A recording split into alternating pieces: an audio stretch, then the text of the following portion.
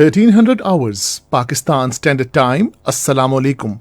This is Radio Pakistan. The news read by Hassan Gilani.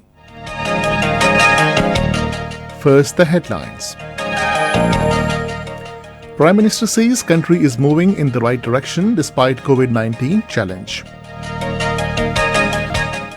1,808 new coronavirus cases and 34 more deaths were reported during the last 24 hours in the country. The UN General Assembly has adopted with big majority Pakistan-sponsored resolution seeking security assurances for non-nuclear states. Naval Chief says maritime security has a pivotal role with regards to development of CPAG. And now the news in detail. Prime Minister Imran Khan says the country is moving in the right direction despite the COVID-19 challenge. He said this in a tweet while referring to a media report on restoration of textile sector in the country. 1,808 people tested positive for COVID-19 and 34 more died due to the infection in the country over the last 24 hours. The figure of patients recovered from the virus has reached 320,849. There are now 22,088 active cases in the country. Minister for Planning, Development and Special Initiative Asad Umar has urged the national political leadership to demonstrate responsibility in containing COVID-19 in the country. In a tweet, the minister said the National Command and Operations Center has once again recommended to ban all large public gatherings as surge in emergence of positive cases of coronavirus in the country demand urgent steps to save livelihoods and lives. He said National Coordination Committee had pondered over banning large gatherings, but consensus is needed in NCC for taking this decision. Special Assistant to the Prime Minister on National Health Services, Dr. Faisal Sultan, has said the second wave of coronavirus can be controlled through collective resolve and by taking responsibilities as one nation.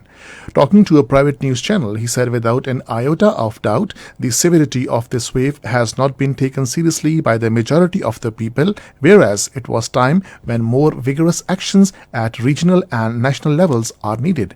He said government's decision to limit outdoor activities show government's commitment to curtail the pandemic. Special Assistant on Poverty Alleviation Sania Nishtar has said that scope of Wasila Taaleem program is being expanded to the entire country. Addressing a news conference in Islamabad today, she said the stipend amount under the program has been enhanced. The Special Assistant said a detailed briefing will be given to the Prime Minister Imran Khan on this program during his visit to Balochistan tomorrow.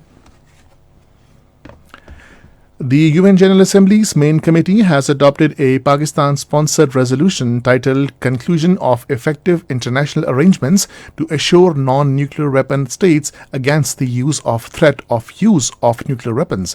The resolution mustered a majority of 119 votes in favor to none against with 60 abstentions.